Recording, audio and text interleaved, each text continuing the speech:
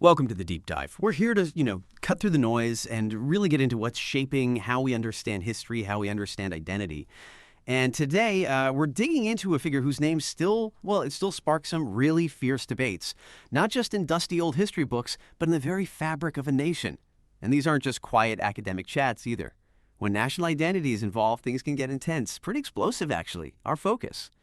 Padraig Pearse, a really key but also deeply polarizing leader of Ireland's 1916 Easter Rising. You might have heard of him, revolutionary, poet, maybe martyr. But his legacy, well, it's way more complicated, more contested than just a simple label. So we're taking a deep dive into all that complexity. We've got a pretty lively Reddit debate and some solid academic analysis to draw on. Our mission really is to peel back those layers so you walk away with a richer sense not just of what went down, but why it still gets people so fired up. I mean, we've got sources talking about everything from like dogmatic worship to calling him a fanatical ideologue. It's pretty clear straight off there's no single easy take on Pearse. No, absolutely not. And that complexity, that refusal to just, fit neatly into a box, that's exactly why he's still such a compelling figure. What's really fascinating here is how these completely different views, even now, a century on, they reflect these fundamental questions about building nations, about sacrifice, about the role religion plays in political movements. And it raises a big question, really, for any society. How do we square those sort of mythologized stories of our founders with the nuanced, sometimes, let's face it, uncomfortable historical truth? That really is the core of it, isn't it? Okay, so let's start with a snapshot of how people feel today. Yeah. We found this bubbling up in a Reddit thread, and the title kind of says it all. Guys, Padraig, Patrick Pearse was not the second coming of Christ. It just captures that raw, real-time feeling people have. And the main vibe there is this deep frustration. You see it from users like Obama's my dad, 69. They talk about what they call the Irish inability to speak about the leaders of the Rising in a manner that's anything other than dogmatic worship. That's a direct quote. Yeah, and that phenomenon where revolutionary figures, especially ones who die for the cause, get lifted up to this almost, messianic status. It's not just an Irish thing, but it can really stifle critical thinking about history. Another user, Mug Offscald, pointed this out. They mentioned how even trying to have an open discussion, like about commemorating the old Royal Irish Constabulary, it was just instantly shot down as a, quote, black and tans celebration. That really shows you how deep-seated and emotionally charged these historical narratives still are. That Reddit thread, it really pulls back the curtain, doesn't it, on how complex these figures remain for people. It shows how much we're still, wrestling with national memory. One user argued, and I thought this was powerful, we don't need a royal family to replace the one we shook up. They're talking about deifying leaders. And that feeling, it connects with this broader wish, maybe, to move beyond just, unquestioning reverence for founding fathers. Mm-hmm. And this desire for a more critical look, it goes beyond Pearse himself. The discussions show these lasting splits in how Irish history is remembered. So, for instance, while some people are questioning the deification of the 1916 leaders, you've still got this vocal minority, as the thread calls them, who see Michael Collins as a traitor for signing the Anglo-Irish Treaty.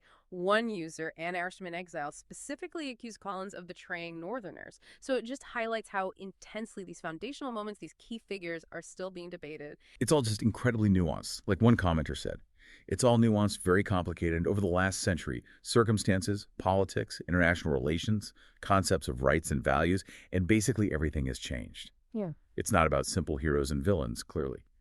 And this raw public debate, it even brings up really controversial accusations against Pearse. Like one user, Wampich66, flat out claiming he was a pedophile. Now, these claims, whatever their historical basis, they are undeniably part of the conversation people are having now about his legacy. Some even reference academic work like Pearse's Patriots, St. Enda's, and the Cult of Boyhood in relation to his school. Indeed. And reporting that full spectrum of opinion, even the really contentious stuff, it's crucial if you want to understand just how deep this debate runs. It shows that historical figures are constantly being reevaluated, through different lenses, modern values, changing ideas about morality, all of that. Okay, so the public feeling is clearly passionate. We've seen that. But what about the sort of intellectual and spiritual foundations Pearse laid, the things that keep igniting these strong feelings? To really get at the roots of Pearse's quite radical vision, let's switch gears a bit to the academic view, specifically Maciej Rzucać's dissertation.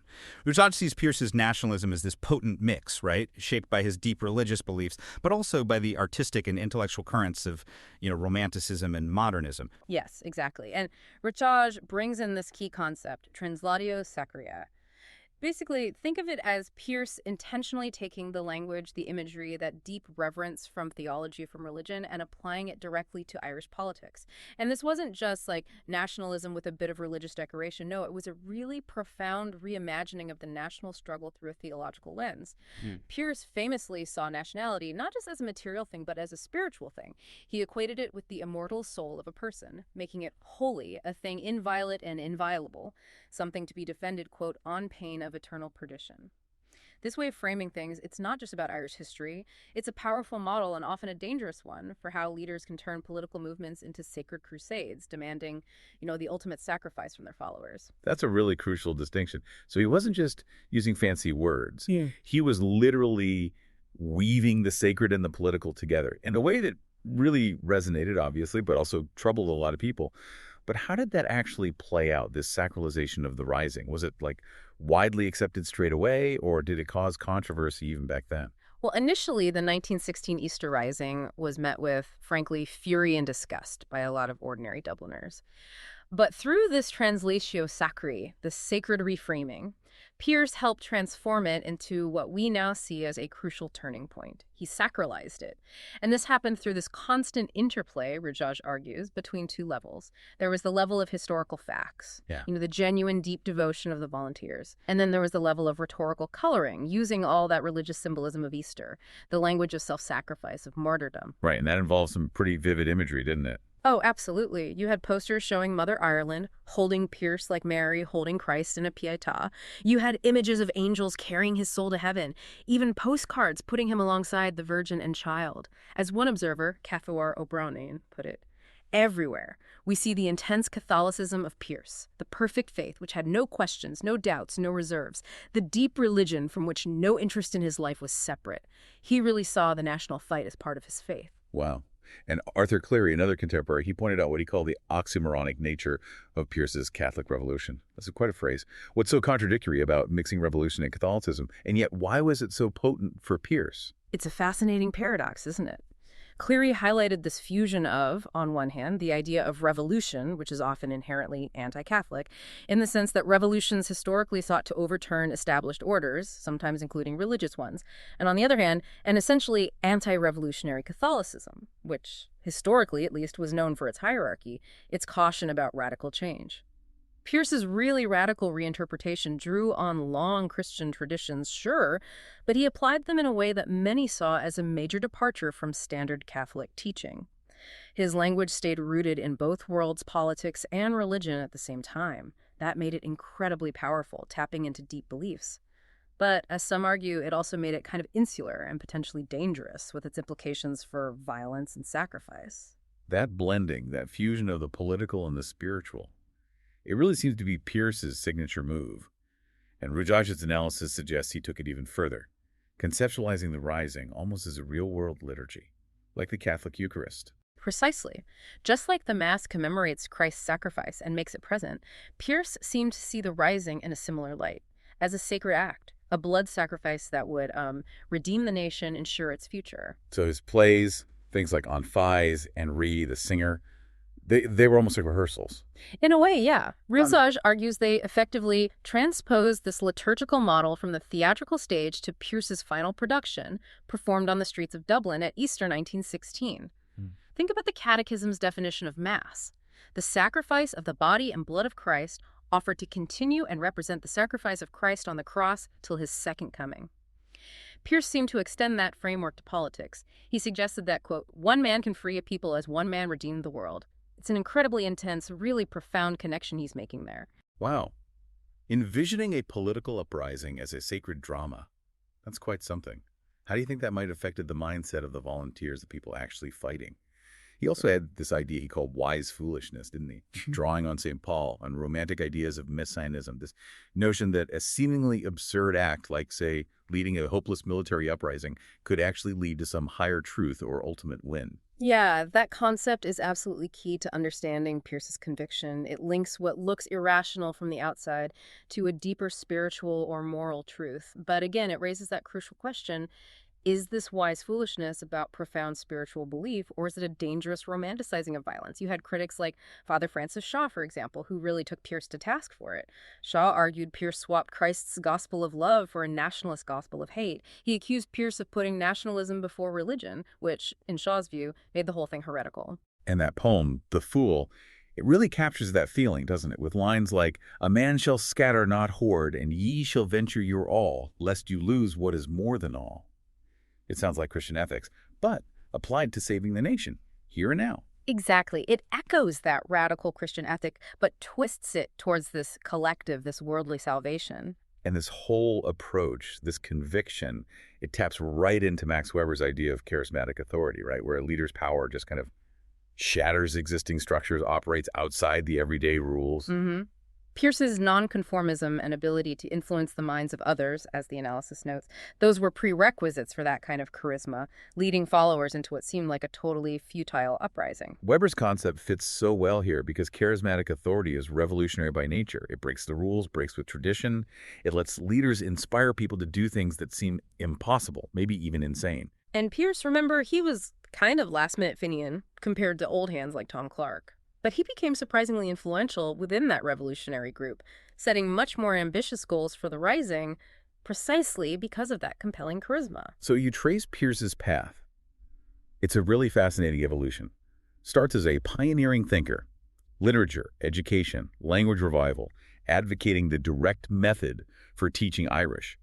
And then he shifts, becoming what some call a last-minute Fenian, an ideologue like that Reddit user, Obama is my dad 69, put it someone who believed in creative destruction. It's like he built a bridge, in a way, between the Ireland of myth and the Ireland of, well, armed struggle. And that ongoing historical fight between nationalists and revisionists, especially about blood sacrifice and violence, that debate continues to shape how we see Pearse, particularly after the Troubles in Northern Ireland. You mentioned earlier his idea of nationality as a spiritual thing. The academic source connects this to Geoffrey Keating's description of Ireland as a kingdom apart by herself, like a little world. How did Pearse use that idea? That little world concept is hugely significant. Keating's phrase, a little world in itself, this idea of Ireland as self-contained, unique, Pearse really ran with it. It allowed him to build this kind of totalizing system of national faith, a national vision parallel to the church, as Ruzaj puts it. This idea of Irish exceptionalism, rooted in being spiritually and culturally unique, it fueled this belief that Ireland was morally superior to England. It turned the conflict into a battle of, like, tradition versus modernity, or spirituality versus materialism.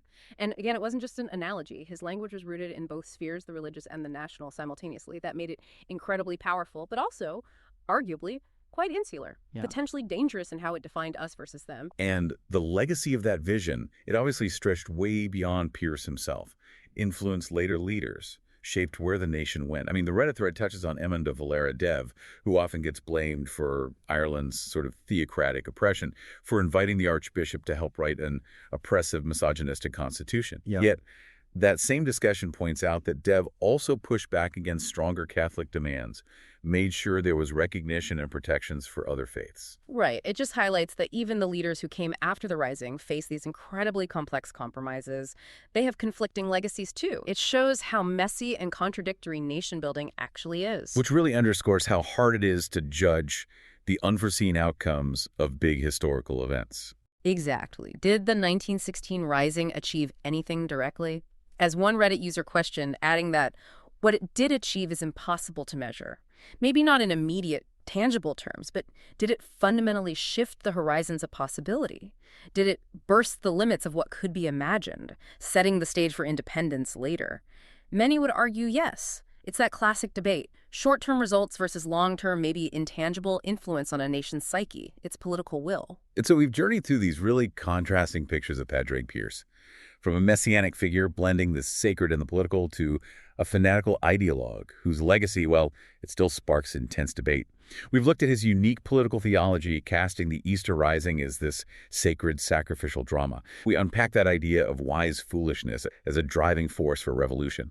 It's just so clear that the story of Pearse, the story of the Rising, it's not just history collecting dust. It's a living, breathing argument about identity, about sacrifice, about the very soul of a nation. And ultimately, trying to understand Pearse, it isn't really about picking a side, you know.